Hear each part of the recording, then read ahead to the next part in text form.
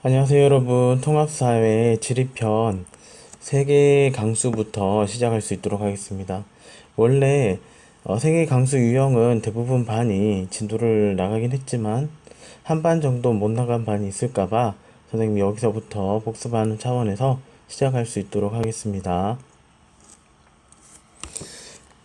수업 시간에 설명할 때 강수의 유형부터 시작을 했죠. 강수의 유형은 크게 네 가지가 있다고 그랬습니다. 첫 번째는 대류성 강수, 두 번째는 지형성 강수, 세 번째는 전선성 강수, 네 번째는 저기압성 강수가 있습니다. 이렇게 네 가지의 강수 유형을 파워포인트에서 그림을 보면서 진행할 수 있도록 하겠습니다. 첫 번째, 대류성 강수예요. 대류성 강수는 태양 에너지가 아주 강하게 내리쬐는 곳이 있다면 태양 에너지가 지표를 가열시키겠죠. 그죠? 그러면 지표가 가열되어서 지표에 붙어있는 데워진 공기가 발생하겠죠. 자, 지표 복사 가열이라고 표현할 수 있겠습니다. 그렇죠? 그럼 이렇게 데워진 공기는 온도가 높아지게 되면 공기는 자연스레 상승하게 되겠죠. 그죠? 상승하면서 쭉 올라가다가 일정 고도에 도달하게 되면 수증기가 포화 상태에 도달하게 되겠죠. 수증기가 포화 상태에 도달하는 이런 고도를 응결고도라고 부르게 됩니다. 그러면 이 부분이 응결고도라고 친다면 응결고도에서부터 구름이 만들어지기 시작하겠죠. 그러면 구름이 만들어지면서 지속적으로 상승하는 과정에서 수증기가 물방울이 되고 그 과정에서 비가 뿌려지게 되는 거죠. 이런 형태의 강수 패턴을 대류성 강수라고 부르게 됩니다. 자, 이렇게 보이죠, 그죠? 두 번째입니다. 두 번째는 지형성 강수인데요. 지형성 강수를 팬 현상의 원리를 적용시켜서 말할 수 있습니다. 굳이 팬 현상이라는 이런 용어에 크게 구애받지 않아도 되지만 또 뒤에 가서 한 번 정도 나오기 때문에 물어보게 되더라고요. 그죠? 그래서 일단 팬 현상이랑 이런 거다 라는 정도까지만 알고 있으면 되고요. 먼저 지형성 강수의 형성 원리에 대해서 구체적으로 알아보겠습니다. 외부 공기가 바람이 유입될 거예요. 자, 외부 공기가 유입돼요. 그런데 공기가 막 들어오는 과정에서 어떠한 장애물도 존재하지 않는다면 통과되겠죠. 하지만 높은 산이 있게 된다면 어떻게 될까요? 산지가 있어요. 이럴 경우에는 공기가 산사면을 타고 상승하게 되겠죠. 예, 강제 상승한다고 표현할 수가 있겠네요. 공기가 산사면을 타고 강제 상승을 하게 되면 일정 고도에 도달하게 되면 마찬가지로 수증기가 포화 상태에 도달하는 응결고도 지점에 공기가 도달하겠죠. 그러면 응결고도에서 수증기가 포화 상태가 되면 다시 물이 형성되면서 구름이 만들어지고 이 과정에서 비가 뿌려지게 될 것입니다. 그러면 이렇게 비가 뿌려지는 지점이 전체 산악지대에서 봤을 때는 바람이 불어오는 부분이 되기 때문에 바람이 불어오는 부분에서 비가 뿌려지는 강수구역을 바로 우리는 바람, 바지, 사면이라고 표현할 수 있게 돼요. 혹은 바람, 의지, 사면이라고 말을 하기도 한답니다. 죄송해요. 바람, 마지, 사면이라고 말을 하기도 한답니다. 그 다음 이렇게 구름을 만들고 비를 뿌리고 이제 수증기 상태가 된 이 공기, 이제 수증기만 있겠죠. 이 공기가 다시 산사면을 타고 하강하기 시작합니다. 탄사면을 타고 하강하게 되면 공기의 온도는 상승하게 되겠죠. 해발 고도가 낮아지면 공기의 온도는 상승하잖아요. 그죠? 자, 이렇게 돼버리면 공기의 온도가 낮아져야 기존에 일정한 양의 수증기가 있는 공기의 경우에 포화 상태에 쉽게 도달할 수 있는데, 해발 고도가 낮아지면서 공기의 온도가 높아지게 되면 일정한 수증기량을 가지고 있는 공기는 밑으로 떨어지면 떨어질수록 공기의 온도가 높아져서 결국 포화 상태에 도달하지 못하고, 이 과정에서는 비가 오지 않고 결국 건조 상태만 지속되게 되는 거예요. 그래서 바람이 산을 한번 건너서 타고 넘어가 버리면 반대편 지점에서는 건조한 상태가 된답니다. 그래서 이런 경우를 이제 이런 지역의 경우 이름을 붙여서 바람 의지 사면이라고 말을 하게 돼요. 그러면 지리에서는 지형성 강수의 유형이다. 그것은 바람바지 사면에서 강수가 많이 나타나게 되는 것을 말하게 되는 것이다. 이렇게 이해하면 되고, 건너편으로 넘어가게 됐을 경우에는 건조해지게 되면서 바람 의지 사면은 항상 건조를 유지하게 된다. 이거 기억해 두면 될 것 같아요.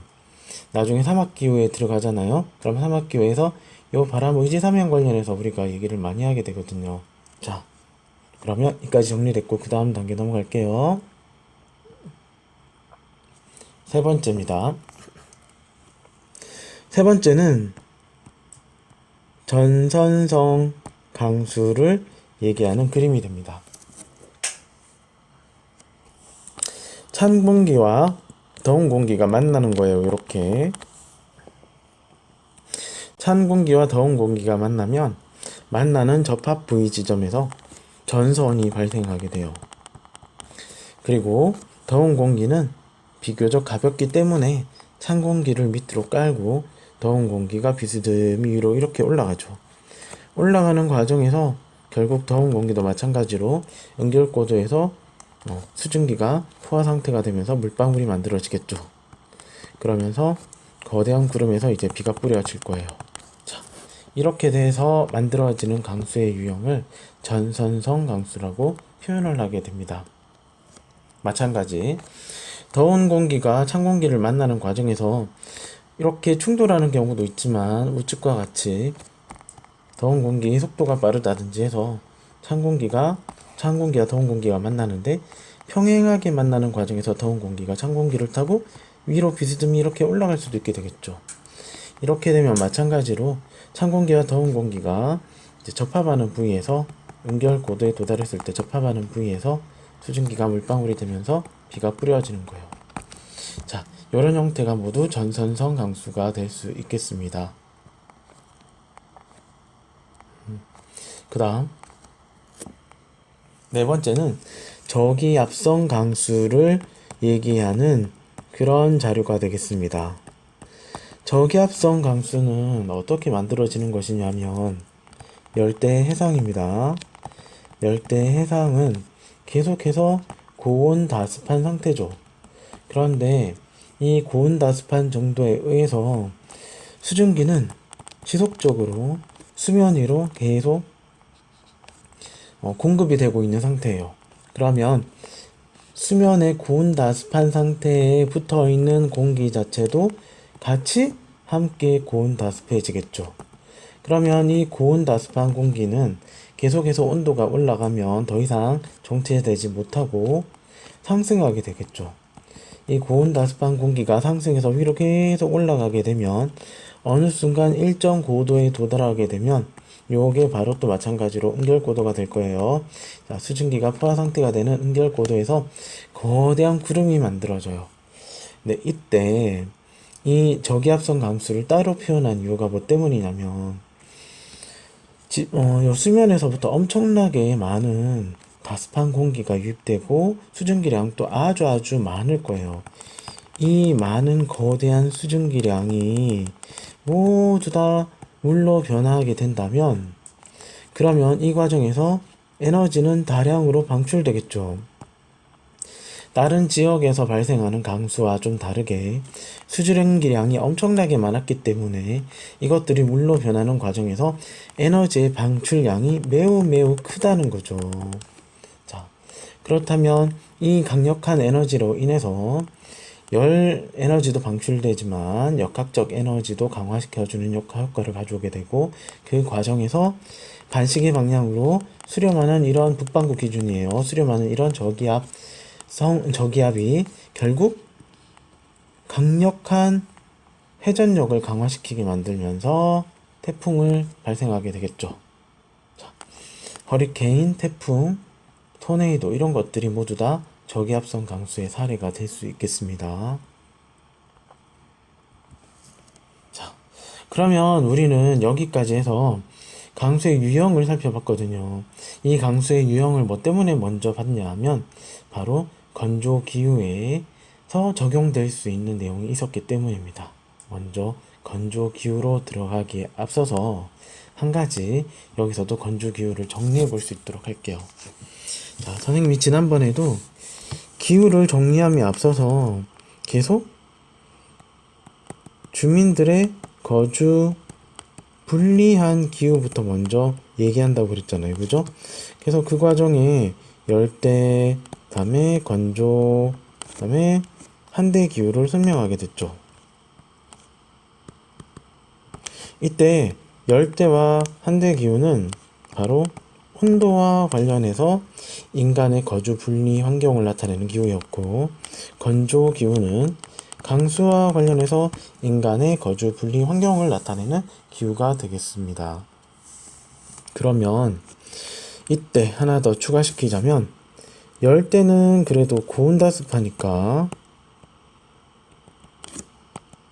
수목이 잘 생장을 했죠. 그죠?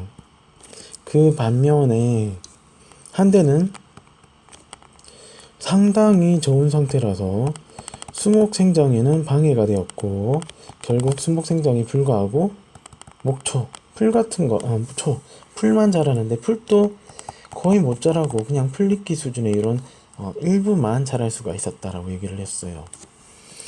반면 한대기후의 경우에는 강수량에 따라서 어떤 한계가 주어지게 되고, 이 강수량에 따른 한계에서도 당연히 강수가 너무너무 작아서 수목 생장이 안 되는 기후가 존재하고, 겨우 수목 생장이 된다면, 수목이 아니고 풀 정도가 자란다면 풀, 혹은 매우 키가 작은 단초라고 부르는 이런 형태로 식물이 생장할 수 있거든요.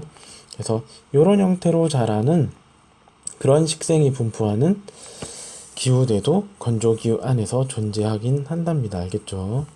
수목은 생장하지 못한다. 나무는 생장하지 못하지만 풀 정도는 그래도 자랄 수 있다 정도로만 생각할 수 있는 기후가 건조기후 안에도 있습니다.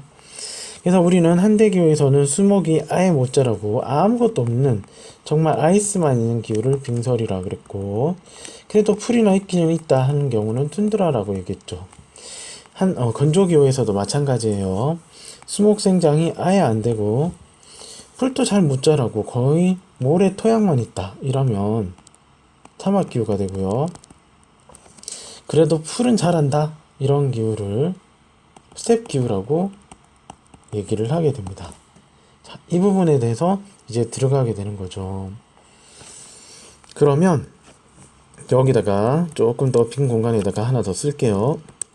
우리 건조기후에 들어가면 사막기후와 스텝기후를 한 번 더 분리하게 돼요. 그죠? 자, 분리하는 과정에서 조건을 주게 됩니다.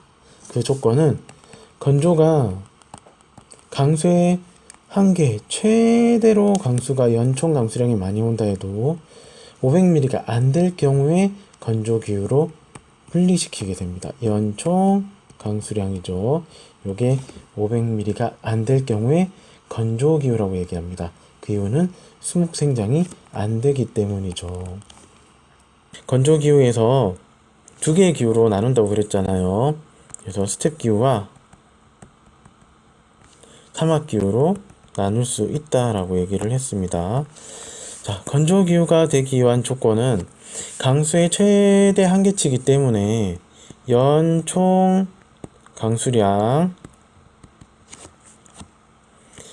500ml가 안 돼야지만 수목생장이 되지 않기 때문에 건조기후로 넣었다 그랬죠. 수목생장이 되지 않기 때문이기도 하고, 그리고 건조기후에서는 어차피 이 수목들 자체를 볼 수가 없잖아요. 그러니까 말에 약간의 어감은 있지만 아무튼 그런 식으로 표현할 수가 있답니다. 자, 그러면 연총 강수량 500ml가 안 된다고 쳐요. 근데 이때 아까도 얘기했지만 풀 같은 게 자라는 단초가 자라는 기후가 있다 그랬잖아요. 그런 단초가 자라는 기후를 단초 초원이라고 부르는 그런 식생이 분포하는 곳을 스텝 기후라고 할 수 있고요. 다음에 아무것도 없는 곳이 사막 기후라고 한다고 했죠. 그럼 이 중간에 요 분리되는 지점이 바로 250ml의 강수를 쓰게 됩니다. 결국 500ml가 안 돼야지만 연총 강수량이, 그래야 건조기후라고 했기 때문에 스텝 기후는 250에서 500ml 사이, 사막 기후는 250ml가 안 된다는 거죠. 이렇게 해서 공식같이 꼭 기억해 두고 있으면 그래프상에서 적용시켜서 다 풀 수가 있게 됩니다. 자, 그래서 선생님 수업 시간에 하는 거하고 똑같은 방식으로 할 거예요. 그러면 구분은 지었어요. 분류도 지었어요. 다음에 분포가 있겠죠. 자, 분포는 똑같습니다. 사막기후가 코어에 있으면 테두리 부분에 스텝 기후가 존재하게 되는 거죠. 이런 형태로 분포를 하고 있습니다. 다음, 그러면 이 건조 기후에서 살아가는 주민생활은 어떨까? 이 주민생활 부분에서는 식생, 토양, 다음에 산업, 의, 식, 주 부분으로 나누어서 생각을 해보게 되겠죠. 사막 기후가 조금 스타일이 다르고 스텝 기후가 조금 스타일이 다릅니다.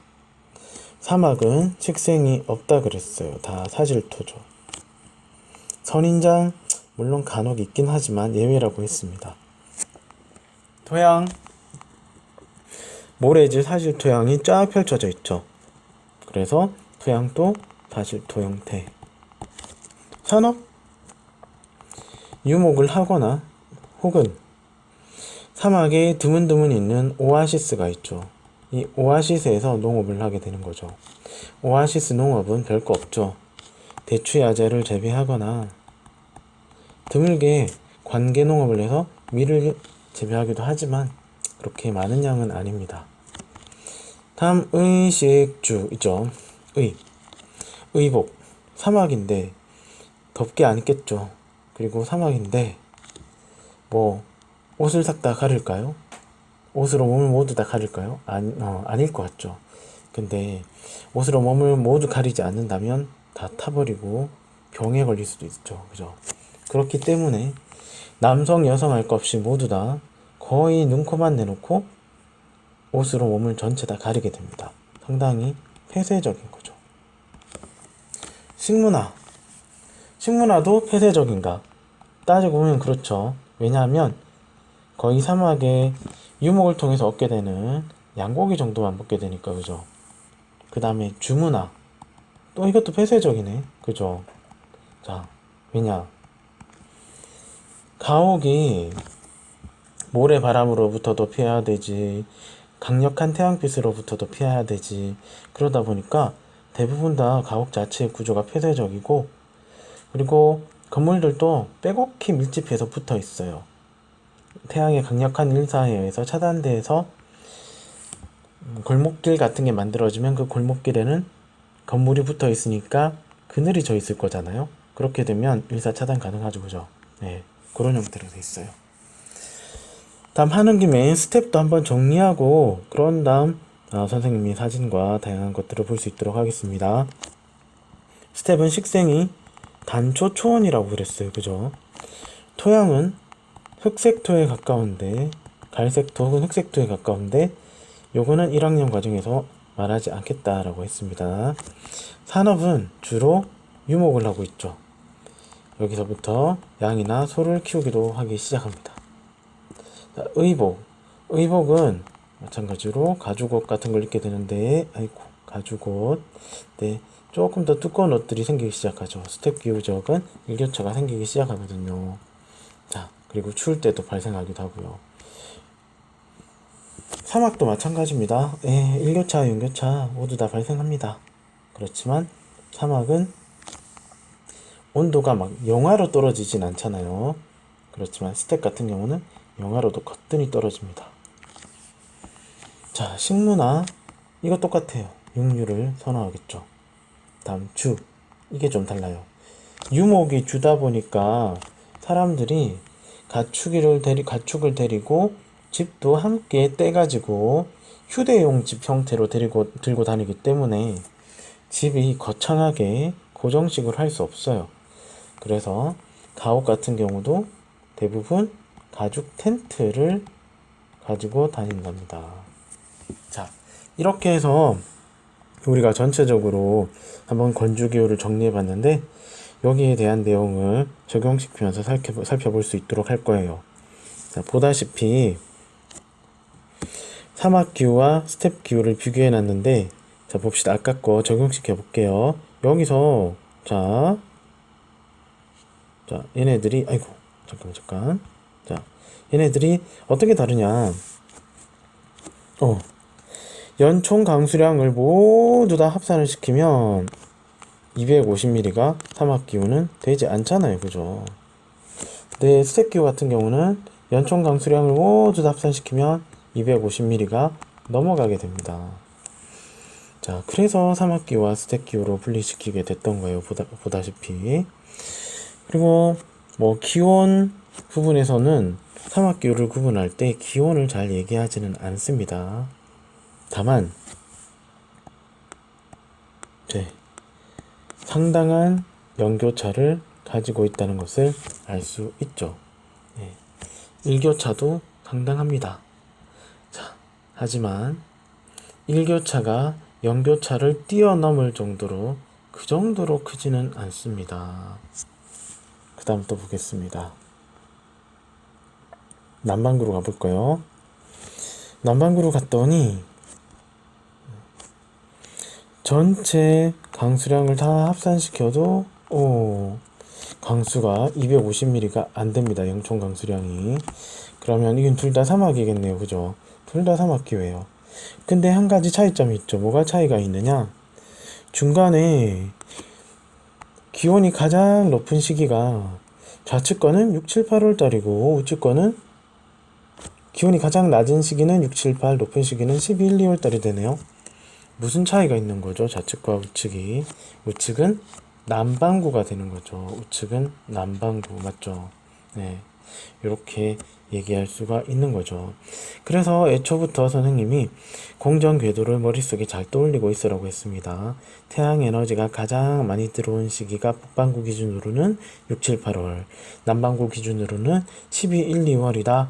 그렇기 때문에 이런 걸 보면 남반구를 구분이 지을 때 기온이 가장 높은 시기가 어떤 계절인지를 파악하고서 여기 남반구네 이렇게 판단할 수 있다라고 얘기할 수 있었습니다.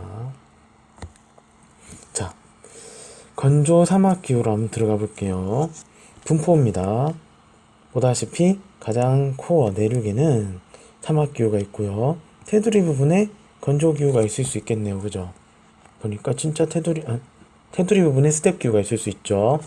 그래서 진짜 보니까 사막기후가 있고 테두리에는 건조 스텝기후가 발생하게 됐죠. 다음에 사막기후의 유형을 쌤이 4가지로 분류를 시키거든요. 이렇게 유형이 분류되는 것도 이유가 있겠죠. 그죠? 그런 이유와 묶어서 사막기후의 유형을 분류시키는 이유 첫 번째, 두 번째, 세 번째, 네 번째를 놔둘 건데, 여기는 PPT 중심으로 해서 첫 번째, 두 번째 거 먼저 설명할게요. 첫 번째는 아열대 고압대 지역에 사막이 형성이 됩니다. 자, 헬로 기억하라 그랬죠. 위에 헬, 다음에 밑에 로, 그 다음에 다시 헬, 다시 로. 자, 여기서 적도 저압대, 적도 수렴대, 그리고 위에 칸에 아열대 고압대, 다시 위에 칸에 고위도 저압대, 다시 위에 칸에 극고압대. 그러면 아열대 고압대가 있는 이런 부위로 쭉 위도대에 따라서 가보게 되면 거대한 사막이 나타나게 되죠. 그래서 요거를 설명한 게 좌측 상단에 있는 아열대 고압대의 하강 기류가 있는 곳의 사막을 얘기하는 거예요. 아열대 고압대의 하강 기류가 지속되게 되면 이런 부위에서는 공기가 상승할 수 없게 되겠죠. 하강 기류가 지속되면 계속 고기압 상태인데 어떻게 저기압이 발생하겠어요, 그죠? 그래서 상승 기류가 형성하지 못하고 비가 뿌려지지 못하게 되는 거죠. 자, 두 번째요. 두 번째는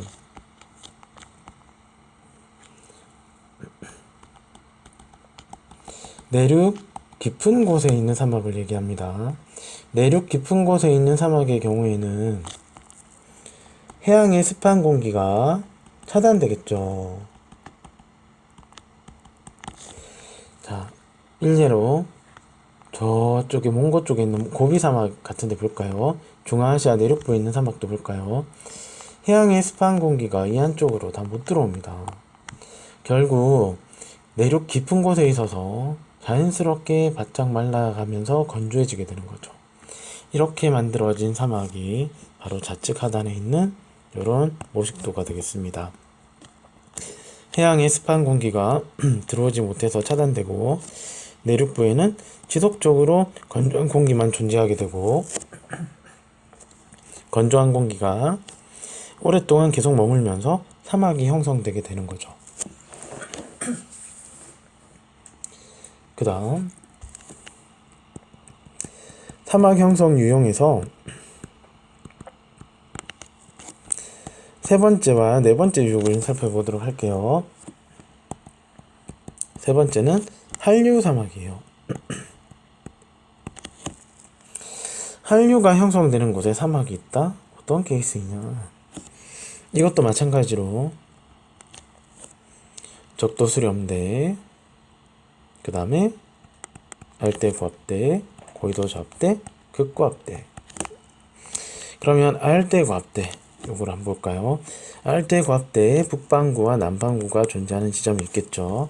자, 여기서 북반구는 시계 방향으로 화살표가 돌아가고 남반구는 반시계 방향으로 화살표가 돌아가게 되겠죠. 그러면 보세요. 이거를 갑자기 한류를 말하는데 왜 아열대 고압대 바람 방향을 설명하느냐? 아열대 고압대의 바람 방향이 아주 강력하죠, 해양 쪽에서. 이 바람을 타고 바닷물이 이동을 한답니다. 바닷물이 해류가 그냥 이동하는 게 아니에요. 바람을 타고 이동하게 되거든요. 그래서 특히나 강력한 해양에 아열대 고압대의 바람이 발생하면 자, 요 발산하는 바람을 타고 이동을 해류가 한다고 해보세요. 자, 볼까? 해류가 이동한다.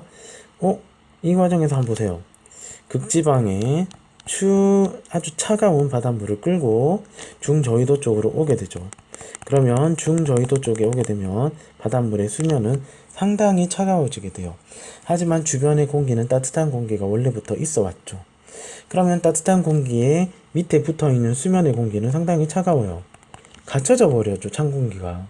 찬 공기가 수면 위에서 이렇게 갇혀져 버리면 더 이상 이동이 안 돼요. 위에는 따뜻한 공기가 정체하고 있고, 정체하는 게 아니라 따뜻한 공기가 막고 있고, 그럼 찬 공기가 찬 수면 위에서 딱 형성이 돼 버리면 얘는 이동이 안 돼.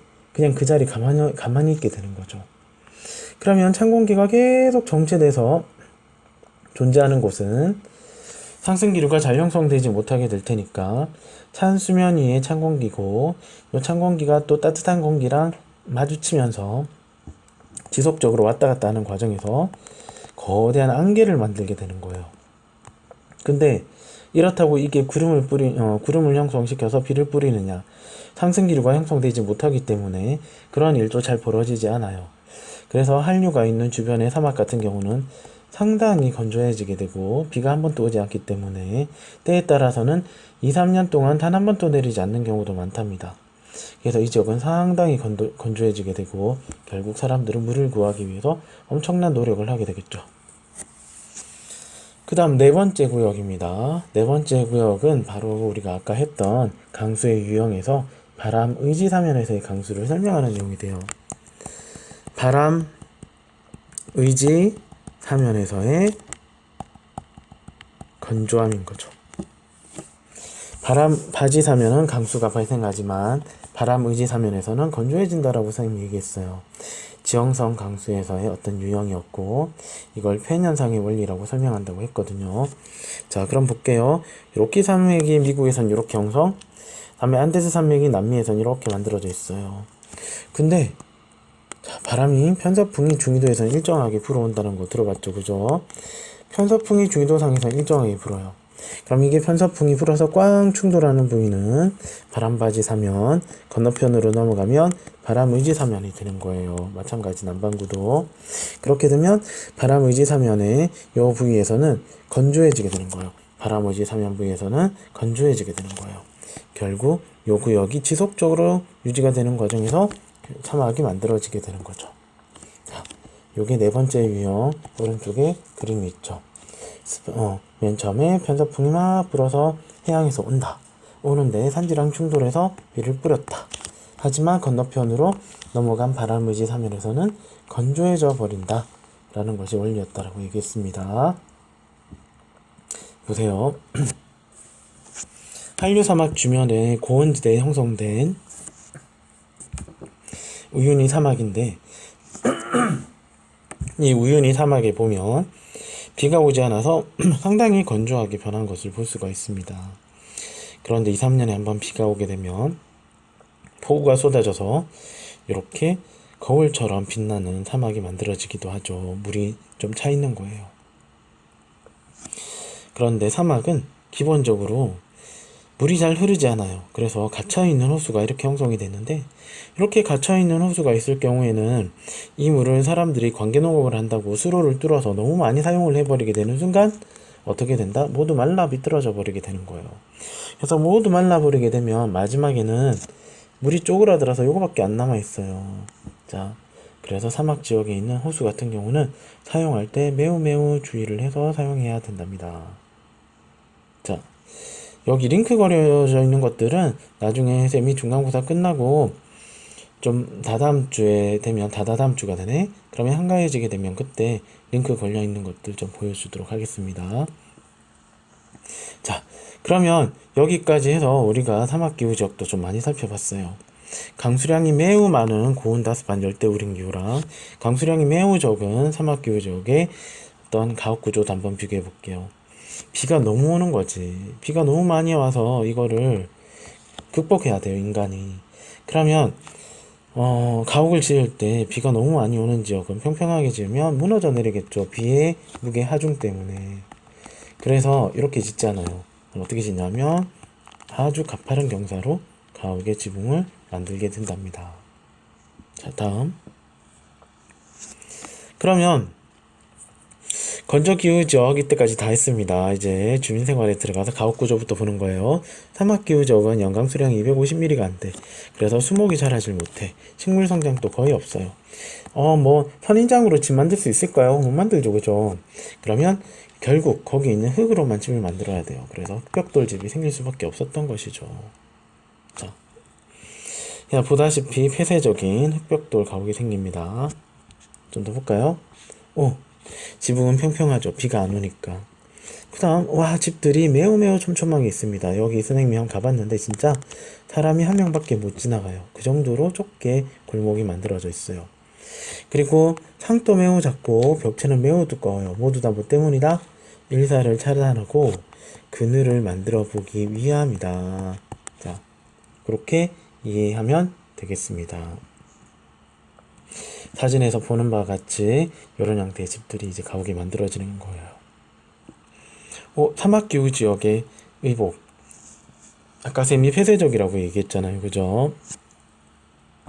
사막기후지역의 의복을 보면 상당히 폐쇄적이죠. 눈코만 내놓고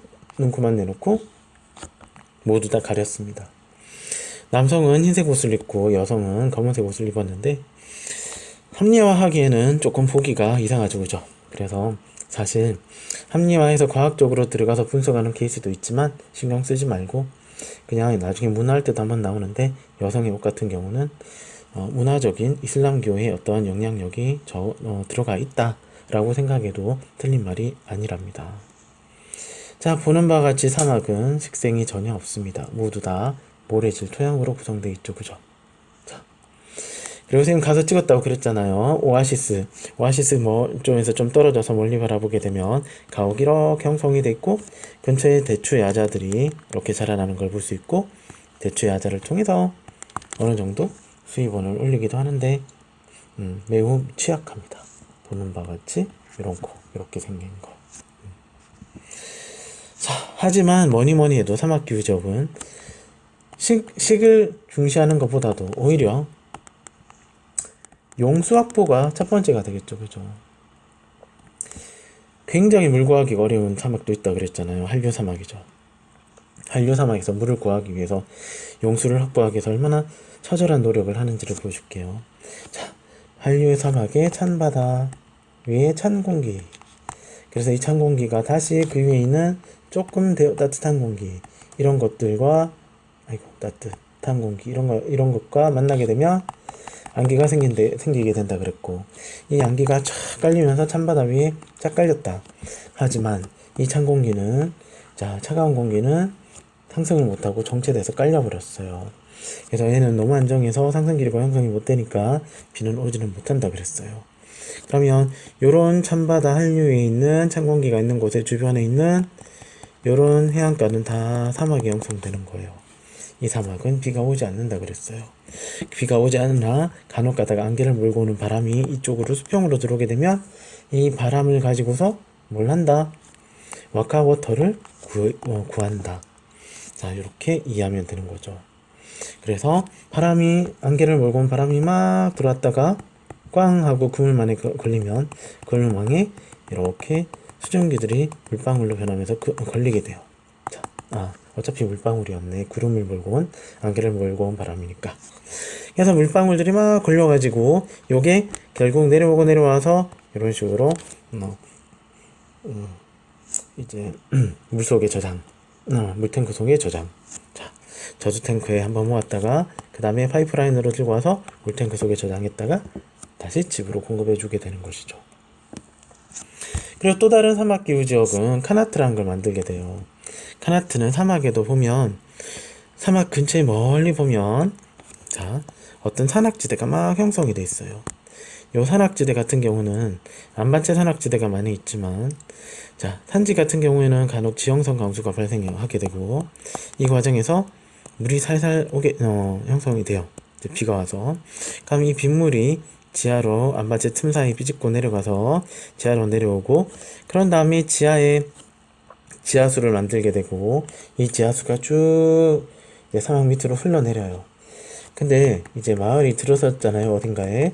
그러면 마을 사람들이 이 지하수를 자기네 마을로 유도해서 끌고 오게 돼요. 이렇게 지하수로를 만들어 가지고 수로 형태로 끌고 오는 형태를 카나트라고 불러요. 근데 이 지하수가 흐르는 곳 위에 이 모래 사질토가 한 번씩 가다가 펑펑 무너지고 휩쓸리고 해서 막아버릴 수가 있는 거잖아요. 그러니까 이 모래를 또 퍼야 돼. 그래서 이런 걸 퍼기 위해서 우물을 일정한 간격으로 계속 지속적으로 만들어주게 됐던 것이죠. 아시겠죠? 그죠? 네. 다음에 이제 지금까지는 사막기후의 이제 인간생활 모습들을 얘기를 했고, 이제 마지막 남은 스텝기후로 들어가는 거예요. 스텝기후는 연강 수량 250에서 500mm 사이라서 풀은 자란다고 그랬죠. 자, 그래서 초원이 발달했기 때문에 여기서는 사람들이 이제 양소를 좀 키울 수가 있게 되는 거죠. 그래서 이동에 양소가 좀 적합하잖아요. 그죠? 돼지는 이동 못하죠. 너무 느리니까. 그래서 자연스럽게 돼지고기를 안 먹었던 건데, 그죠? 자, 양소를 데리고 유목을 하는 거예요. 자, 유목을 하면서 가다가 천막집을 칠 수밖에 없지. 왜냐하면 맨날 돌아다니면서 유목하면서 먹고 살아야 되는데 어떻게 정착된 그런 집을 지을 수 있겠어요. 그래서 가죽 텐트나 천막 같은 거를 말 등 위에다가 올려놓고 이동하다가 한번 정착해야 되겠다 싶으면 내려가지고 천막집 짓고 정착하고 살고 이렇게 하는 거예요. 사례를 보여줄게요. 자, 이 선생님이 양을 데리고 막 가는 거예요. 자, 갔다가 여기 풀이 많다. 정착해야 되겠다.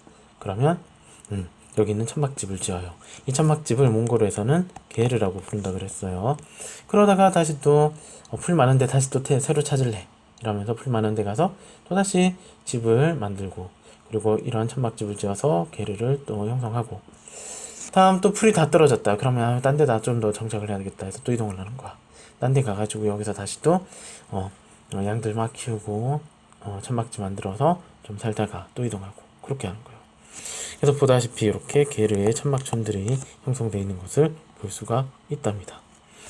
그러면 와, 집을 어떻게 이동시켜, 이렇게 궁금하게 여길 수 있는데, 이 사진을 보게 되면 그럴 수도 있겠다라는 게 느낌이 오죠. 나무 막대기만 있으면 되는 거잖아요. 나무 막대기랑 가죽 텐트.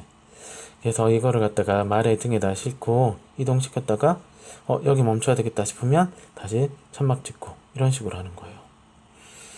일단 자, 구대륙, 중앙아시아죠. 구대륙에서 중앙아시아에서부터 몽골에 이르는 그런 구역까지는 사람들이 이제 유목을 할 때 주로 어떻게 하냐면 가축도 데리고 가고 자기의 집도 같이 싣고 가기 때문에 이런 거를 유목한다 라고 표현했단 말이에요. 그죠?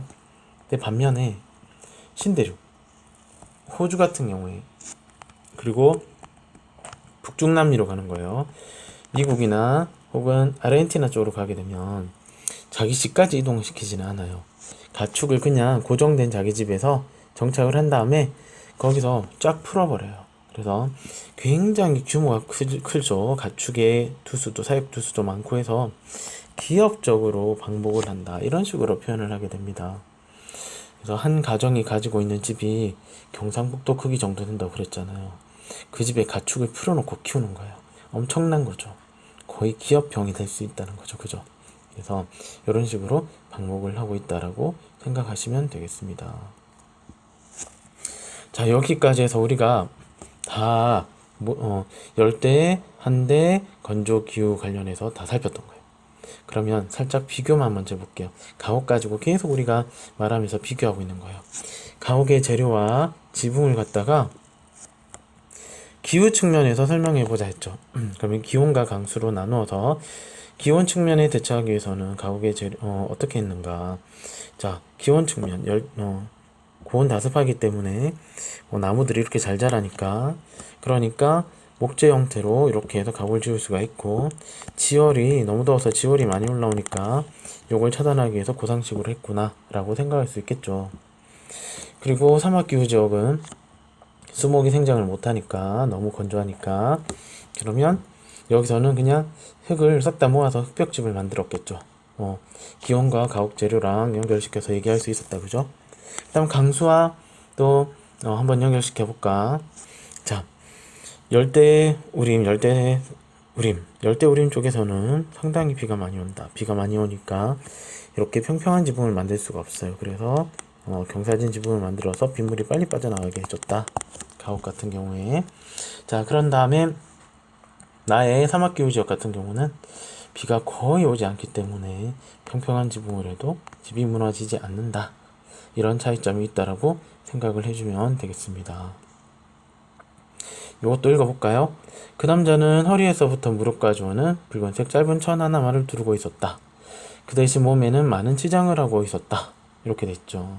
자, 이거는 열대우림이라면 거의 팬티만 입고 있을 거잖아요. 근데 허리에서 무릎까지 오는 조금 치마같이 된 그런 것들을 입고, 그 다음에 치장도 많이 하고, 그리고 결정적인 힌트는 마사이 종족이라는 힌트가 있습니다.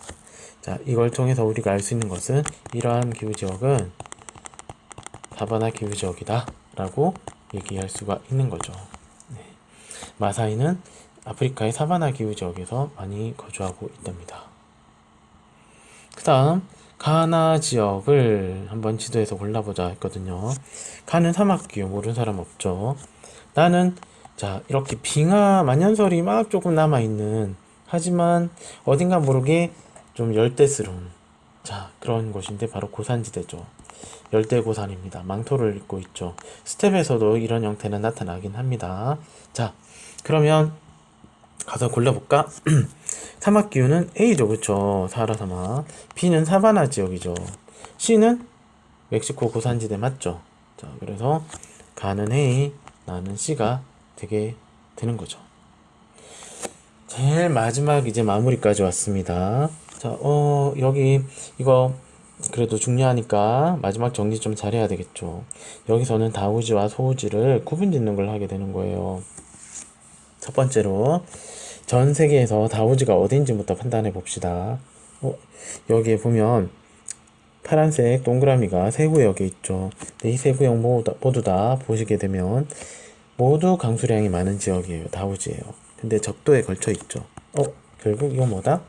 네, 적도 수렴대에 위치하기 때문이다 라고 할 수 있는 거예요.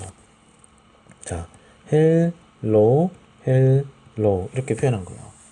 그러면 적도 수렴대 다음에 열대 수렴대, 적도 저압대, 열대 저압대 다 같은 말이에요.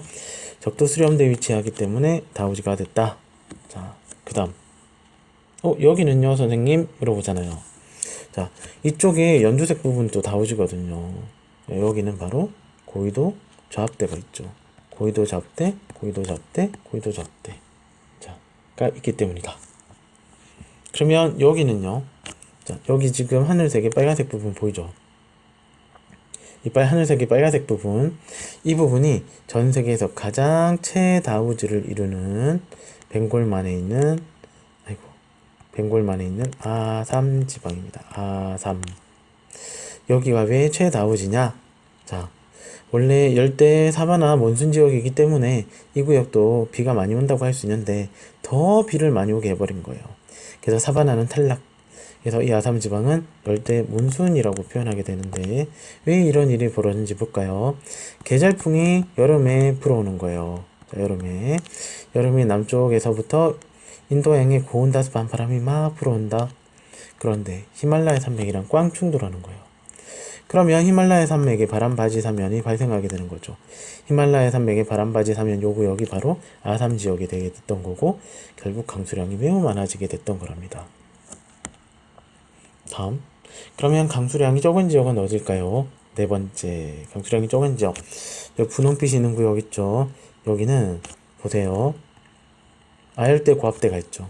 쫙 가면 아열대 고압대가 있는 지역에 해당 사항이 되게 되는 거죠. 마찬가지입니다. 자, 그 다음 다섯 번째. 여기 주황색으로 된 구역은 왜 강수가 많지? 강수가 적지? 여기는 왜 사막기후가 형성됐을까? 자, 적도 저압대, 아열대 고압대, 다음에 고위도 저압대, 극고압대. 그러면 아열대 고압대, 자, 반시계 방향으로 이렇게 남반구에서 돌아간다고 생각해 보세요. 그러면 남반구에서 밑에 있는 차가운 한류가 끌고 위로 올라가지게 되는 효과를 가져오죠. 그래서 이 해안에 따뜻한 더운 곳인데 해안만 찬 수면이 있고 찬 공기가 발생.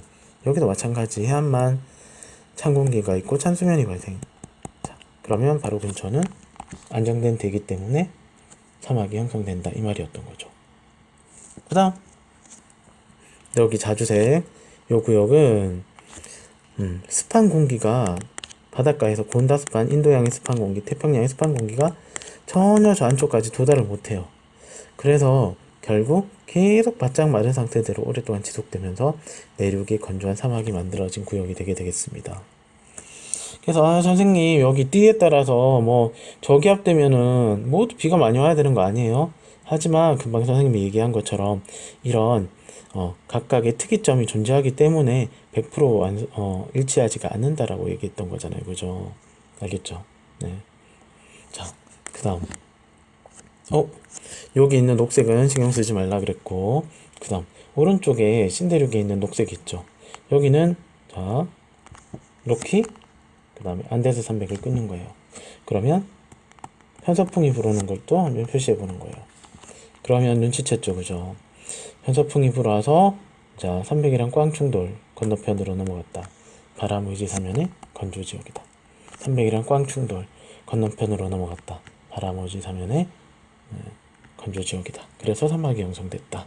같이 이렇게 해서 여기까지 해서 마지막 정리를 하면 다우지는 적도 저압대, 고위도 저압대, 그 다음에 지형성 강수가 있는 아삼지방 이렇게 한번 얘기를 해줬고, 서우지는 아열대 고압대, 대륙산의 한류, 그 다음에 내륙지역, 그 다음에 회인 현상 까지 이렇게 설명을 했습니다. 여기서 아삼지방 사하라는 기본적으로 우리가 진짜 상식 차원에서 알아야 되고, 아타카마, 타클라마칸, 고비, 파타고니아는 굳이 용어는 몰라도 된다고 얘기합니다. 용어는 모르지만 그래도 위치는 알아야 되겠죠, 그죠? 위치는 알아두는 게 좋겠습니다. 자, 진짜 드디어 이렇게 해서 우리는 시험 범위까지 다 끝냈고